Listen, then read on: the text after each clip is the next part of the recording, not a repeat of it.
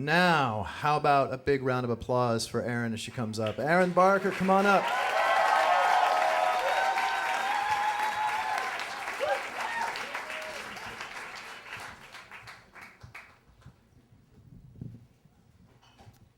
So, a few years ago, I was diagnosed with these conditions called interstitial cystitis and vulvodynia, which are very painful, scary-sounding things that affect the lady parts.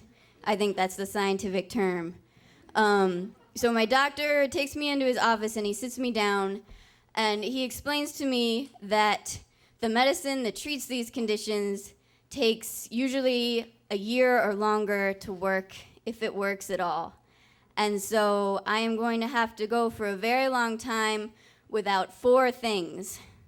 And these 4 things, tragically, are alcohol. Let's take a moment for alcohol.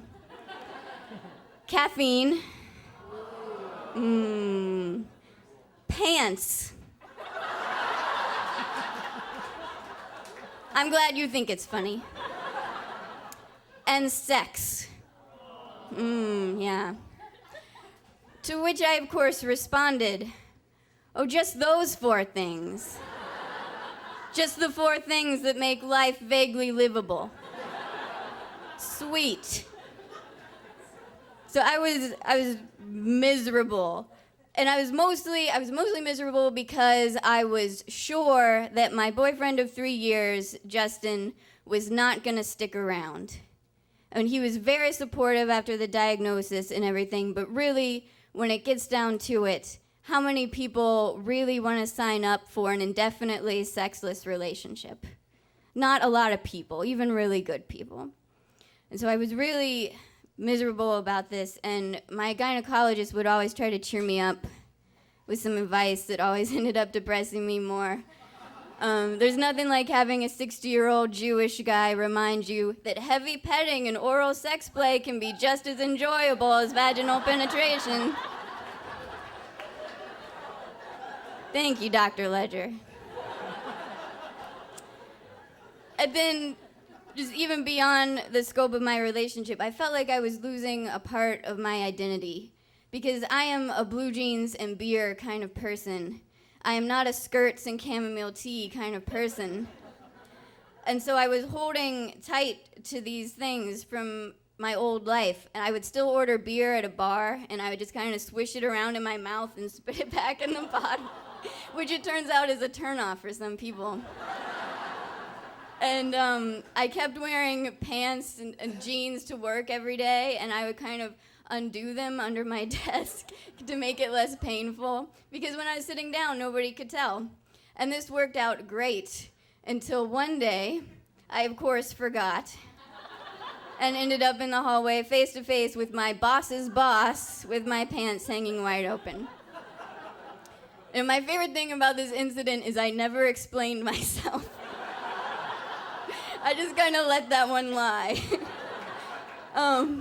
There were a lot of times when I wanted to explain to my coworkers what I was going through, but I just couldn't picture myself going through it with them. Like, you see, Carl, my bladder doesn't produce lining on its own anymore, and the inflammation irritates my vagina. It just doesn't seem like a professional conversation, you know? But after the incident, I decided maybe try dresses. Maybe give it a try.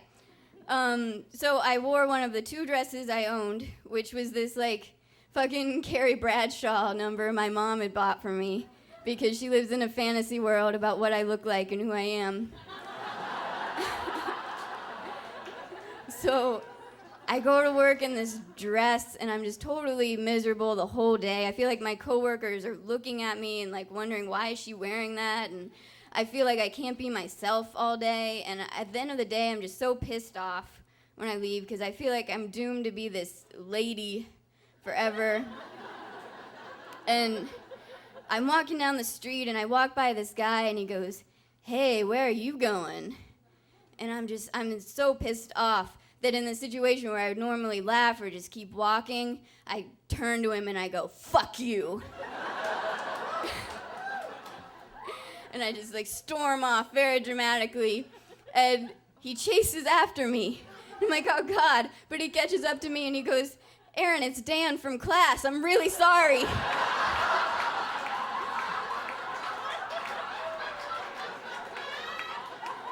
He'd gotten a haircut and I didn't recognize him. I thought he was saying, hey, where are you going? But he was just saying, hey, where are you going? So, at this point, it becomes clear that I am on a downward mental spiral and I need to make a change. So I start talking to people about my condition for the first time, and surprisingly, they're really supportive.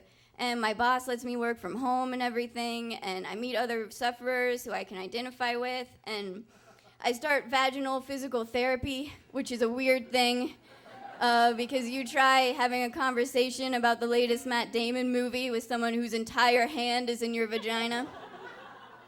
It's an interesting thing. But I start to make improvements, and I'm doing well, but eventually I hit a plateau. And I know that things are never going to go back to the way they were before. And no matter what, I see is always going to be a presence in my relationship. So I break down and I say to Justin, it's okay if you want to leave. I understand, because you deserve to have a normal sex life. And plus sometimes I feel like I'm going fucking crazy, and you don't deserve that either. And he looks at me and he says, Erin, I love you. We've been together for 4 years. I'm not going to leave just because things aren't easy. And in that moment, I realized for the first time all year how lucky I really am. Thank you.